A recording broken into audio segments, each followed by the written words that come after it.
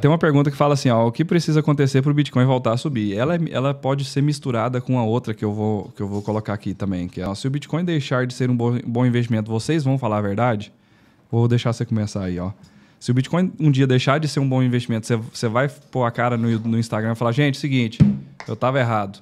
Igual esse povo aí que... A hora que começa o Bitcoin a cair agora, aparece um monte de guru, né? Não, é igual quando o Terra tava top 10 do mercado, de capitalização de mercado, todo mundo falando, não, vai lá. Terra Luna. 19%. Algum dos nossos convidados que vieram aqui no podcast... Algum dos nossos convidados que veio... algum dos que vieram ou algum dos que veio? Alguns que vieram. Algum dos que vieram aqui, eles falaram... Ele falou... Sugeriu Luna? Não. Não certeza? Rolou. Certeza, eu tenho impressão de que teve um ou dois que falou de... Eu tinha tirado o episódio do ar. Essa é a transparência. Não, Luna tava com... Assim, é aquele negócio. Olhando em retrospecto, era óbvio. Mas, tipo, Luna tava dando 19% em dólar, velho. O APY lá deles, né? Então, tipo, velho, será que rola mesmo? É sustentável por tanto tempo, dando um stake de 19% em dólar, saca? Tipo... Mas eu vou te falar um negócio, velho. Tem dois tipos de pirâmide. Não, eu não tô querendo dizer que é a pirâmide... Mas assim, tem uns tipos diferentes de crash, de criptomoeda especificamente. Uhum. Tem umas que são golpes intencionais, velho. E tem outras que simplesmente caem, velho. Não, Luna eu concordo. O que eu vi lá do Deno, né? Não sei como pronuncia o nome dele, o criador, ele não parecia que ele tava... Não parece que foi proposital mesmo. Não parecia mesmo, que assim. he knows. Não parece que o Deno knew. Entendeu? Tipo, parece que... Foi um mercado mesmo. Era um experimento, né? Assim, também tem que deixar claro que era o par dela, né, com o dólar, a stablecoin é algoritmo, né? Tipo, não era uma coisa que não rolava. Era lastreada mesmo, né? Não tinha os dólares. Ou seja, era igual a todas as stablecoins. Tô brincando. Não, assim, tem umas que... Era tipo Tether. Mas tem umas... Nossa, cresceu o mercado. Ainda bem que a gente não é tão influente assim, porque senão... Não, o cara tinha acabado já. Não, e é tipo assim, ó, a stablecoin, né? Tipo, você tem um certo nível de confiança e tal, mas o que a Tether promete? Que entrou $1 aqui, eu vou transformar em USDT e a hora que um USDT entrar aqui, o cara quiser dólar, eu vou transformar e vou devolver para ele. Sim. Então, existe um risco, com certeza, inclusive várias pessoas já tentaram auditar, eles mesmos já colocaram as auditorias meio controversas. Então, você tem que meio que confiar, de certa forma. Só que essa promessa é um pouco melhor de confiar no algoritmo, assim. Vamos...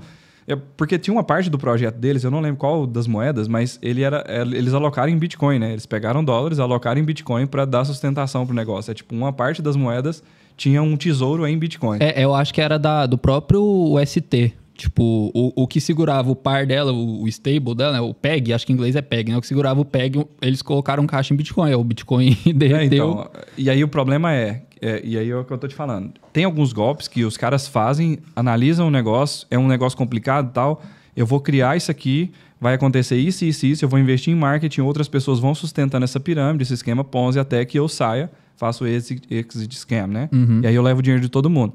Só que tem alguns projetos que simplesmente é mal calculado. Eu vou dar outro exemplo depois, se eu lembrar, sobre arbitragem. Mas, enfim. Então, assim, eu acredito também, igual você tá falando. Tipo assim, os caras tinham um projeto muito massa. E como muitas altcoins, né? A gente faz os disclaimers por causa disso. Assim, o projeto é massa, o marketing é bem feito, os fundadores... Tem fundador, olha que doido. Não é um cara obscuro que sumiu do mapa igual o Satoshi Nakamoto, que até veio aqui no episódio 2, né? No episódio 2 ele apareceu. Mas o pessoal, depois que acabar a transmissão, pode ir lá no episódio 2. No episódio 2, isso. O Satoshi No parece episódio que apareceu 2, inclusive, a gente falou sobre queda do Bitcoin também, né? No episódio 1 a gente começou desse jeito, porque o Bitcoin não para de cair. No episódio 2 era primeiros passos, a gente mencionou mais ou menos. Depois eram perguntas e respostas. E aí... Nossa, eu ouvi uma voz do além aqui, falando pra você colocar a jarra no meio. Eu ouço sinais, assim. E sinais de trade, você não tem um pra nós, não? Não, se eu tivesse, essa live era direto de Dubai. Mas é isso que a gente tá falando, velho. O Bitcoin tá caindo acho que fez 8 semanas seguidas que ele caiu. Pois é, e... Foi a primeira vez, assim, desde 2000, não sei quanto, que teve tanto tempo, assim, tanta queda. Foi massa que a gente tava falando de golpe e pirâmide. Você falou, por falar nisso, o Bitcoin... Não, mas o Bitcoin não é pirâmide. E vamos voltar à pergunta, eu queria responder. Se a gente vai ter coragem de falar que o Bitcoin virou um investimento ruim. Primeiro é entender o que é um investimento ruim. Tipo assim, uma coisa que cai muito, ela não necessariamente se torna um investimento ruim. Às vezes ela vai ser até um investimento melhor, né? Que você compra mais Bitcoins por um preço abaixo. Então vamos supor que o Bitcoin cai para 10 mil reais. Sei lá, caiu muito a níveis estratosféricos. A níveis estratosféricos. A níveis estratosféricos. A gente vai ter que falar no Instagram, ó, galera, tá caindo muito e tal, tenha um gerenciamento, pensem e tudo mais. Mas acho que isso não ia ser suficiente para eu falar que é um investimento ruim. Agora o Bitcoin, tipo, acabou os fundamentos, sei lá, inventaram uma moeda melhor, o mundo vai acabar, não sei o quê. Aí a gente vai ter que ter coragem, né, velho?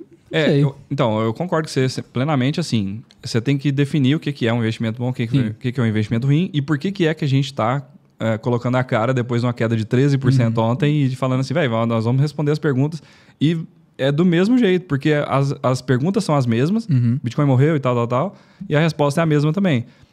Por que a gente sempre fez aportes em Bitcoin, que eu acho que é algo mais importante, ter skin in the game e tudo mais.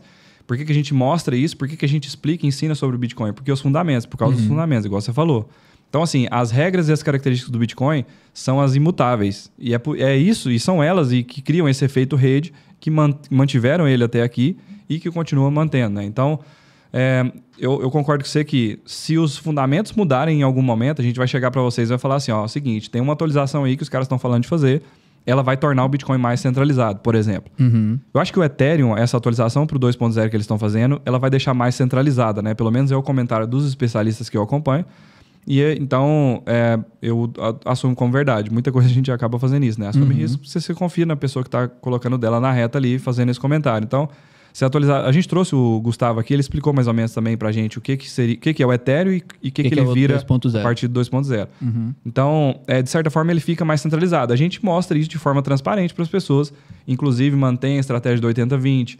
Ó, se você for fazer investimento em criptomoedas, coloca 80% em Bitcoin e 20% você deixa para se aventurar em outras criptos, inclusive o Ethereum e tudo mais. Então, assim, acho que esse é um caminho. E a gente mostrou, da mesma forma que a gente mostrou que o Ethereum mudou uma regra, né? Uma regra que é importante. Por exemplo, centralização é uma coisa que importa muito quando você está falando de criptomoedas e tecnologia blockchain em geral.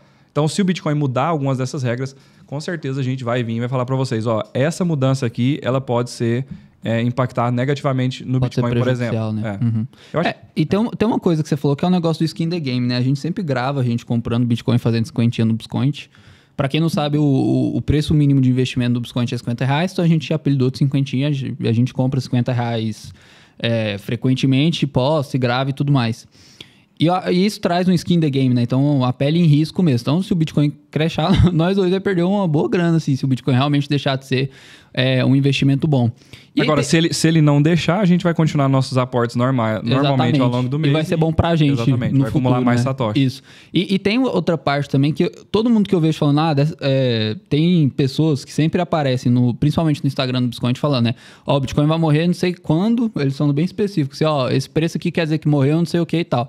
Mas esse povo nunca manda print do short que eles dão, saca? Tipo, se o cara acha que o Bitcoin vai crashar, então shorta, velho. É melhor que você vir falar pra mim, tipo, o cara vem falar pra mim, então, é como se eu soubesse uma coisa muito massa, em vez de eu estar ganhando dinheiro com ela, eu vou falar assim, nossa, vou lá contar pro Israel do Bitcoin que o Bitcoin vai crashar e vai acabar com a vida dele. Não, velho, short então, tipo assim, faz alguma coisa com isso. E é o seguinte sabe, também, tipo assim, ó, o Bitcoin tá andando de lado desde o começo do ano, aí ele ficou variando ali entre os $30 mil, né, 28 a 32. Tá andando de lado. Tá andando de lado desse 150%, né? Entendi. Mas o negócio aqui aparece um monte de guru, igual você tá falando agora, por exemplo. Dos 32, aí caiu pros 28, aí caiu pros 26. E o cara, nossa, eu fiz uns shorts aqui, não sei o quê. Velho, cadê o short lá a hora que tava $69 mil? É esse que eu quero ver, na verdade. Exatamente. Então, assim...